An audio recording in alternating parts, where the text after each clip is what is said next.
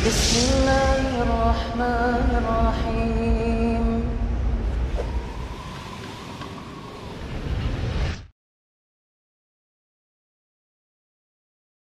Bismillah, alhamdulillah, wassalatu wassalamu ala rasulillahi thumma ma ba'd. Kaum muslimin wal muslimat rahimani wa rahimakumullah.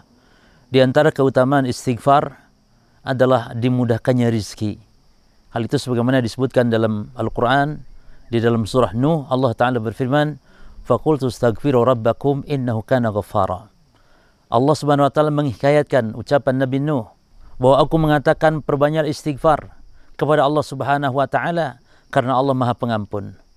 Yang kalau beristighfar, kata Allah, yursilis sama alaikum midrara. Allah akan turunkan hujan yang lebat dari langit. Lalu kata Allah Subhanahu wa Ta'ala, wa yumdidukum bi amwalin wa banin. Allah akan bentangkan rizki. Allah akan memberikan anak keturunan.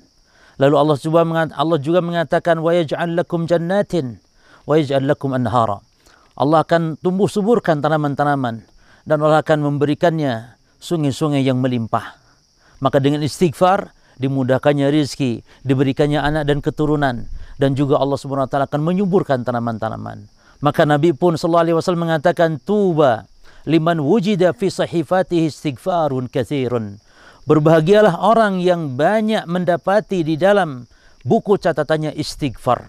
Jadi siapa yang memperbanyak istighfar, maka akan berbahagia dia kelak di akhirat. Semoga ini menjadi resep bagi yang menginginkan anak dan keturunan, dipermudahkan rezekinya oleh Allah, perbanyak istighfar. Barakallahu fikum. Wassalamualaikum warahmatullahi wabarakatuh.